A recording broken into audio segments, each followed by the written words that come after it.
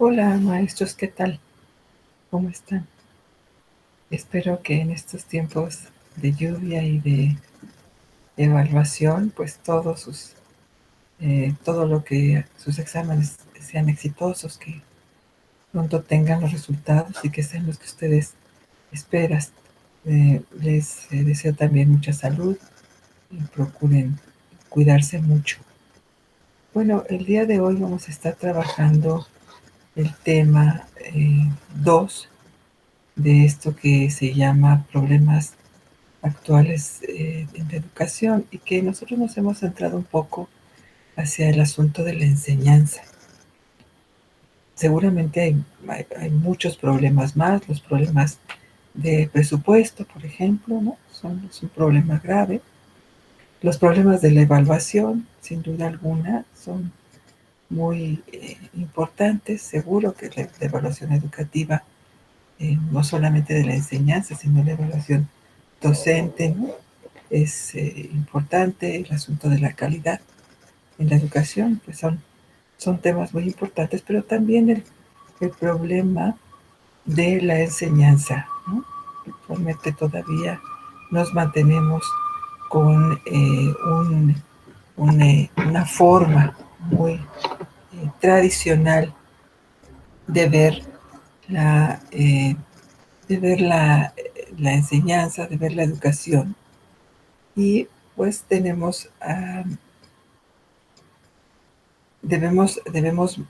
modernizarla, debemos avanzar en lo que creemos o en lo que hemos hecho, o tal vez ratificar que lo estamos haciendo bien. Entonces me voy a permitir compartir, permítanme.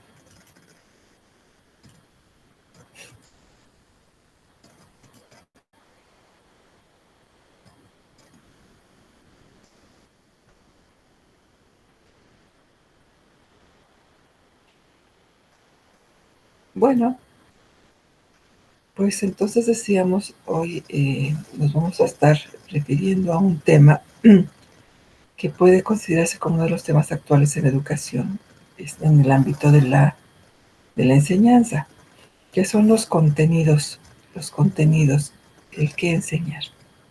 Bueno, como recordaremos en el tema 1, ya hablamos sobre los fines de la educación y comentábamos que nuevos siglos son nuevos fines.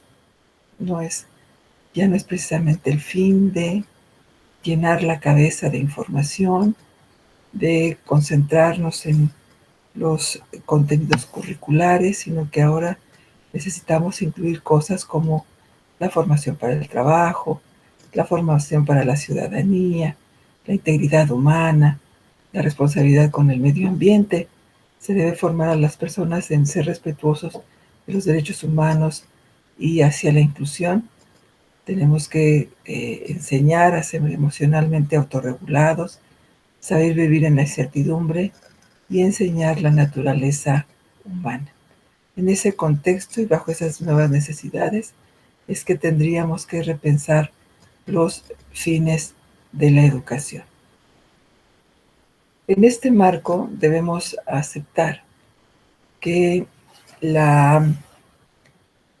hablar de educación no siempre puede ser referido a un concepto eh, específico, sino que es una definición unívoca. No tiene una eh, definición específica. Y también podemos pensarlo como un término polisémico, es decir, significa muchas cosas. Educar significa muchas cosas. Hay quien considera que una persona educada es aquella que tiene buenas costumbres. Hay quien piensa que una persona educada es aquella persona que sabe de arte, de música, de pintura, de escultura. Esa es una persona educada. Entonces hay quien considera que una persona educada es la que tiene grados académicos, es un doctor. Entonces no hay una sola definición, sin embargo, y bueno, también depende de la ciencia que la genere, ¿no? La sociología tiene su propia definición de educación, la pedagogía tiene su propia idea de educación. La psicología ha desarrollado también por su parte lo que se entendería por educación. Entonces podemos considerar, sin embargo, que educación, digamos, en términos generales, es este proceso eh, mediante el cual una generación adulta eh, hereda la cultura a una nueva generación, a una generación de nuevos miembros, ¿no? Y que, bueno, ahí encontramos instituciones educativas en donde, en donde ese traslado, esa herencia se sistematiza. Esas instituciones se llaman escuela. Y a lo largo del tiempo, las escuelas han desarrollado diversas organizaciones, siempre entendiéndose como una institución social eh, privilegiada, que se encarga precisamente de la conservación del saber de la cultura. Se encarga de formar a las personas con las características necesarias para vivir en cada momento histórico determinado. Entonces, desde el pedagogo Comenio, bueno, pues ya se empezó a hablar de organizar las escuelas con un horario, por grados de edad, eh, por, por grupos de niños, adolescentes, a partir de contenidos específicos, y ahí encontramos los orígenes de lo que conocemos la institución o la organización escolar, ¿no? Entonces, en este sentido, varias son las diversas concepciones que se tienen sobre educación. Por ejemplo, se dice que educación es tener saberes sobre las cosas en un contexto determinado. Es una persona que sabe cosas, es una persona educada. También se piensa que educación es desarrollar el pensamiento para conocer todas las cosas. Por un lado dicen, bueno, es saber cosas, y por otro lado dicen, bueno, es más importante desarrollar el pensamiento para saber todas las cosas. La educación es la forma valoral de los sujetos y es responsabilidad de la familia. ¿Sabe también quién cree que educar significa formar en valores? ¿Mm? Bueno, el problema de que hay cómo enseñar. Eh, los, la educación se, tiene un eje, tiene un eje alrededor del cual se construye. Eh, es qué debo, qué debo, qué debo usar para educar a las personas. Entonces, en ese sentido, los pedagogos han desarrollado una serie de teorías que nos muestran que la educación se sistematiza en procesos de enseñanza-aprendizaje, ¿no? Y precisamente en el espacio de la enseñanza nos encontramos con los contenidos. ¿Qué debo enseñar? ¿Qué es lo que los alumnos, los sujetos, los jóvenes, los niños, los adultos deben aprender? Eh, ¿Sobre qué debo hablar en las clases? ¿No? ¿Los contenidos deben ser contenidos científicos? Bueno, hay quien diría que sí. La misma Constitución Política de los Estados Unidos Mexicanos dice que la educación debe ser científica y alejarse de cualquier dogma, ¿no? Entonces, eh, contenidos, temas que no estén eh, comprobados científicamente, no tendrían que ser llevados al aula como objeto de estudio, ¿no? Es indispensable pensar en contenidos de enseñanza. ¿Tenemos que pensar en contenidos de enseñanza o tendríamos que pensar más en procesos de pensamiento? ¿Debo centrar la atención en el contenido o debo centrar la atención en el proceso mental que se construye para aprender? Enseñar contenidos es promover el aprendizaje memorístico. Cuando nos concentramos en los contenidos, eh, desarrollamos exclusivamente la memoria.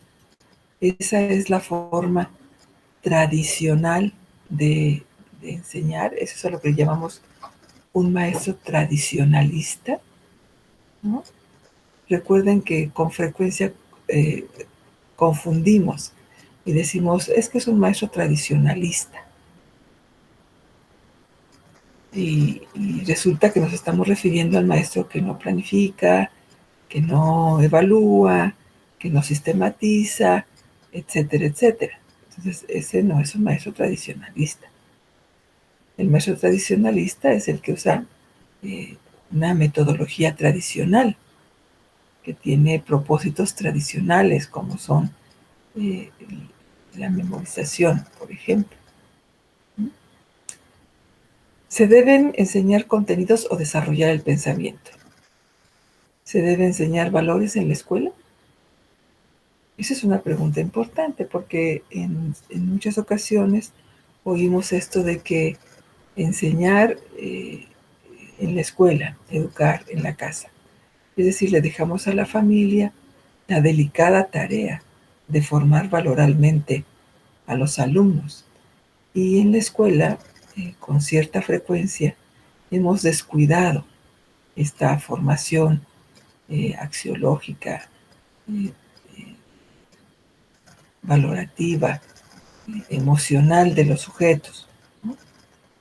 Y bueno, esa es una decisión sobre todo en los países latinos que tiene su origen en la confusión entre ética, moral y religión.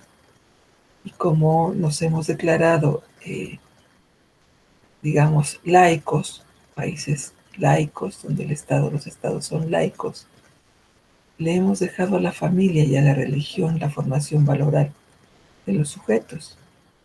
Sin embargo, en mi opinión, eso no nos ha dado buenos resultados. Habría que repensar esta necesidad que hoy está presente en la escuela y que es enseñar valores en la escuela. ¿Qué son los contenidos de enseñanza? Bueno, hay dos tipos, de forma muy general hay dos tipos de contenidos. Los contenidos informativos y los contenidos formativos. Los podemos clasificar de dos maneras, ¿no? Entonces, los contenidos informativos se encuentran en los cuerpos teóricos que sustentan los cursos, las asignaturas y o módulos en los que se organiza el plan de estudios. Son las ciencias, las disciplinas de donde obtenemos la información que enseñamos, ¿no? De donde obtenemos la información para enseñar matemáticas, bueno, pues de la ciencia matemática. Y para enseñar biología, bueno, pues de la ciencia que se llama biología, lo mismo que la historia, lo mismo que el español se abreva de diferentes ciencias, ¿no? Hay, claro, asignaturas que son multidisciplinarias. Hoy ya no podemos referirnos a una sola ciencia. Hoy la idea es ir conformando áreas de trabajo, áreas temáticas, ¿no? Alejándonos de la disciplinariedad y acercándonos más a la multidisciplinariedad. Por ejemplo, la asignatura de formación cívica y ética. Esa asignatura ya no puede ser referida solamente a una disciplina o a una ciencia, ¿no? En ella ahí están incluidas la sociología, la filosofía, la ética, el derecho, la psicología, la salud, ¿no? Entonces hay varias disciplinas ya que van organizándose en esa asignatura. Entonces todavía tenemos cursos disciplinarios como son matemáticas, español. Ahora ya, por ejemplo, se habla de ciencias, el área de ciencias, aun cuando tengamos en secundaria dividida biología, química y física. Pero ya se habla de un área temática que son las ciencias. Entonces, esos son los contenidos informativos, así se pueden identificar. Son una sección del universo de teorías y se encuentran en el plan de estudios de las asignaturas, cursos o módulos. Es decir, la ciencia biológica es más que los contenidos de biología 1 o de biología. La física es mucho más grande como ciencia que los contenidos que se dan en física, en la secundaria o en la media superior, o los escasos acercamientos que se tienen en primaria, ¿no? La historia es más grande como ciencia que lo que se enseña en preescolar o en primaria o en historia de México en la secundaria o en historia universal. Es más grande que eso. En los planes de estudios se presentan recortes, campos más pequeños de aprendizaje. Tienen una relación inductiva y deductiva, es decir, jerárquica, atendiendo a la lógica de la ciencia. Entonces, estos contenidos están organizados de forma jerárquica. Los conceptos mayores contienen a los conceptos menores, ¿no? Es más grande un concepto e incluye a conceptos más pequeños. Es más abarcativo el concepto de cultura que el concepto de área cultural. Es más abarcativo el concepto de estadística que el concepto de gráfica. Entonces, tiene una relación jerárquica y por lo general esa relación es utilizada para dar cumplimiento a uno de los principios de la enseñanza, que es de lo simple a lo complejo. Entonces empezamos siempre a trabajar conceptos básicos, ¿no? Para acceder a conceptos de mayor nivel jerárquico, que por supuesto al ser más abarcativos, pues son mucho más complejos. ¿Mm? Y hay otros contenidos que yo los llamo formativos. Esos atienden a una formación integral de los sujetos. Buscan proporcionar, educar en cosas que no necesariamente tienen que ser reducidos a la ciencia. Tienen una fuerte relación con la vida cotidiana más que con la teoría. Refieren más a la vida, a la experiencia, al vivir con otros, a convivir con otras personas. Son esos conocimientos, esos contenidos que nos permiten extendernos hacia la sociedad, que nos permiten convivir con otros, entenderla. Su organización es vertical, sino más bien es horizontal o transversal.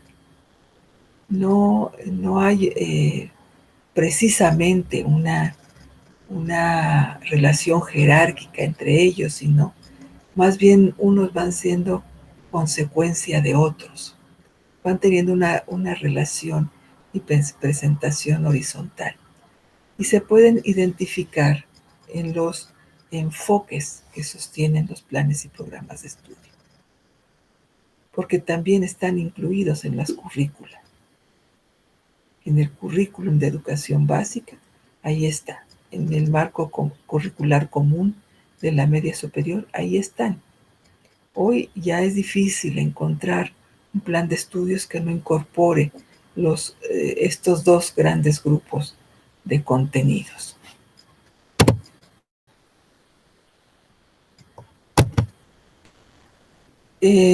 Por lo general se considera que los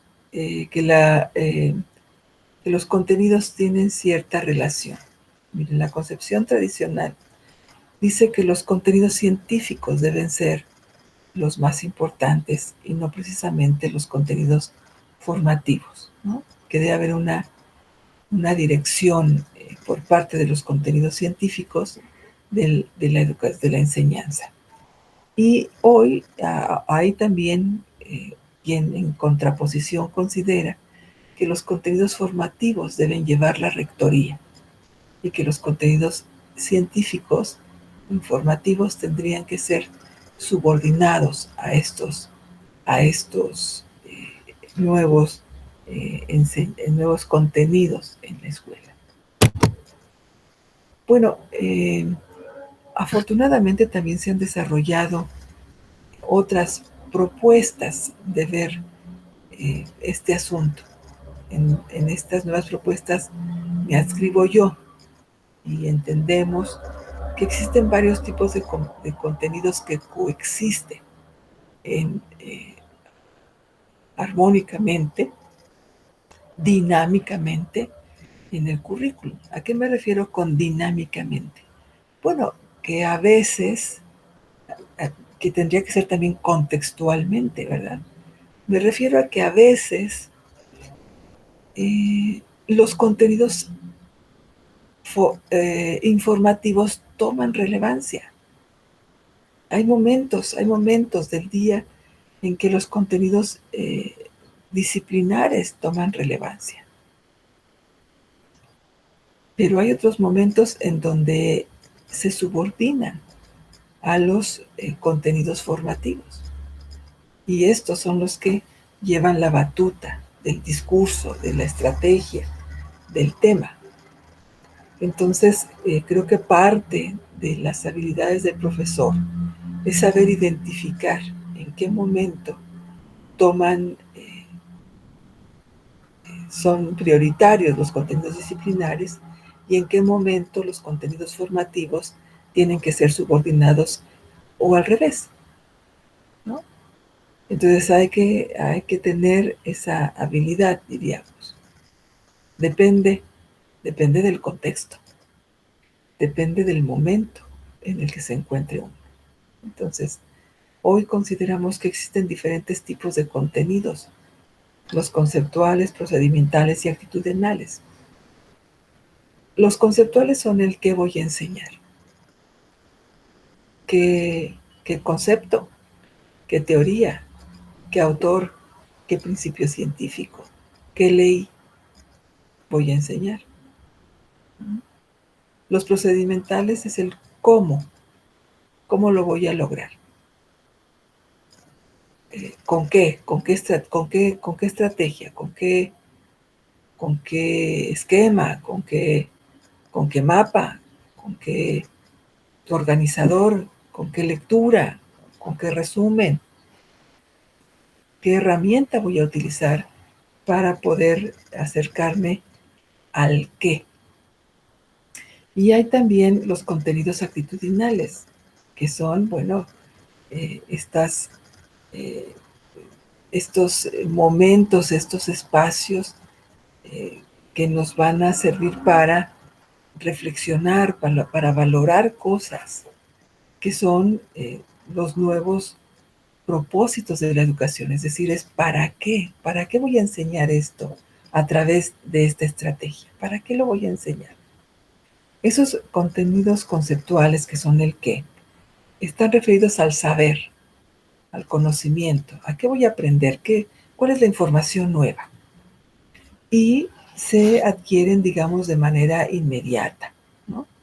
Se abordan de manera inmediata. En 1 hora, 45 minutos, en 2 horas, hay que abordarlos y aprenderlos.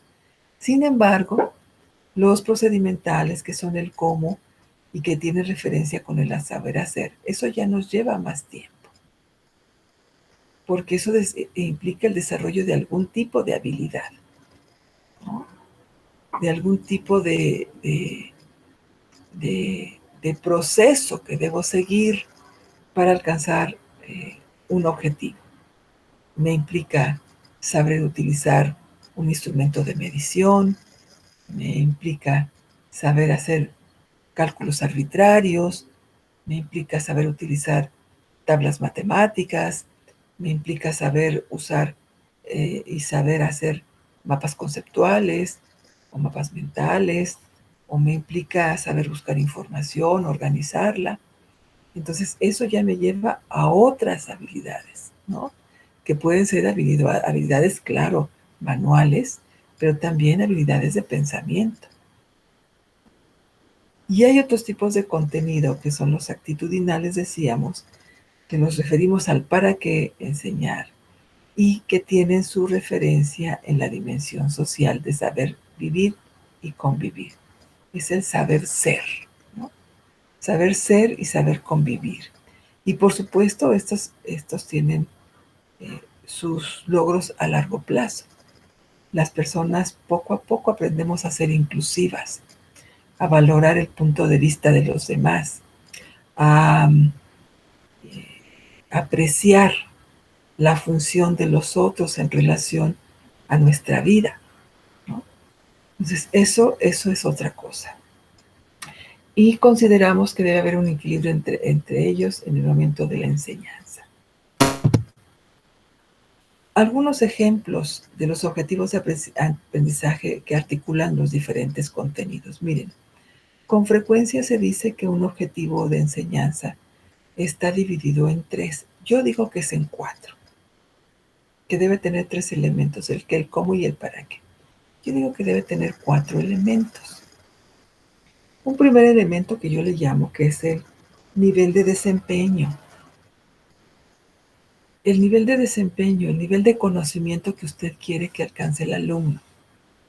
Y para determinarlo, pues por supuesto que echamos mano de los propósitos de la asignatura, pero también nos podemos apoyar en algo muy tradicional, si usted lo quiere mencionar así, clásico que usamos los maestros, que es la taxonomía de Bloom.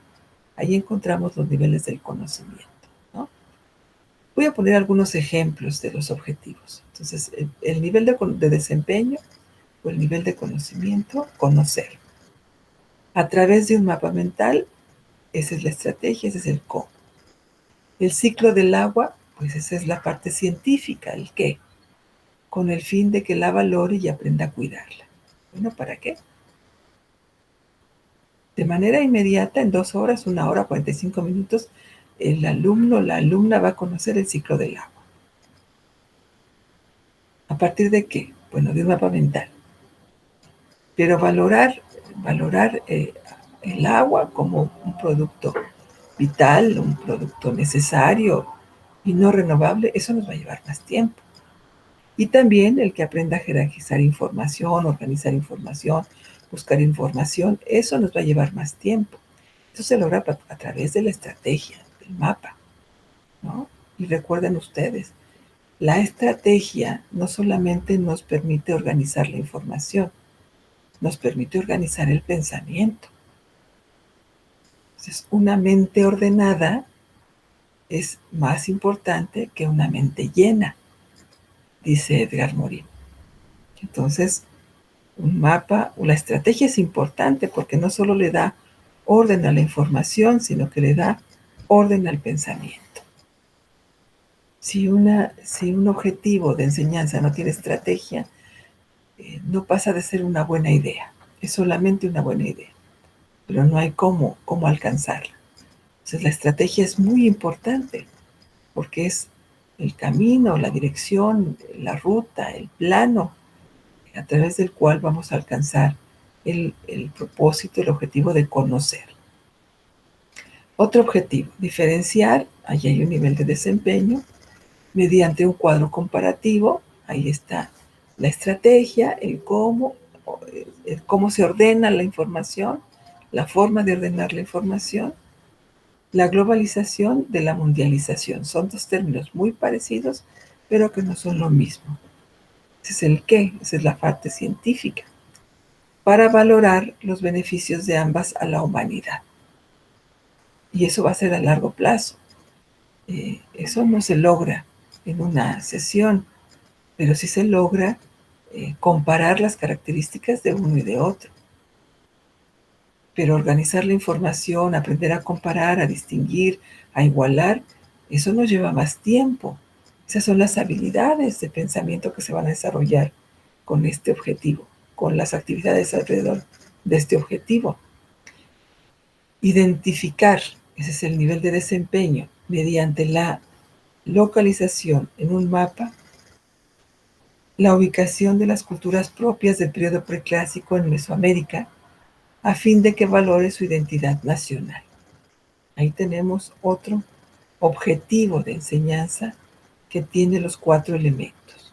Ahora, recuerden ustedes que los contenidos, entonces, tienen que estar articulados, los contenidos científicos disciplinares tienen que estar articulados con otros contenidos, los procedimentales, los actitudinales, y a la vez establecerles un nivel de desempeño.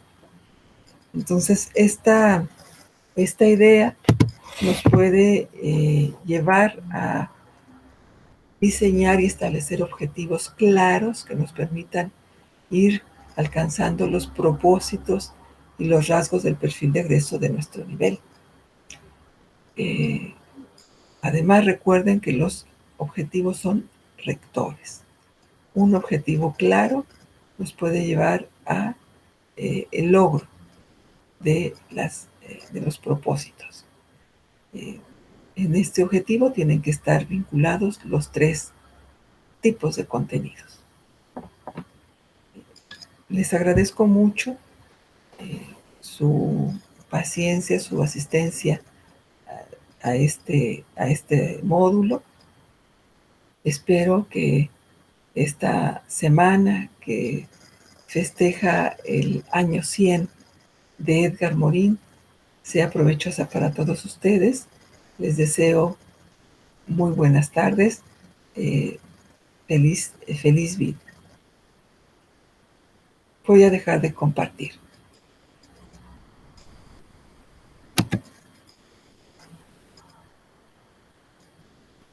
Que tengan ustedes muy buen día. Hasta luego.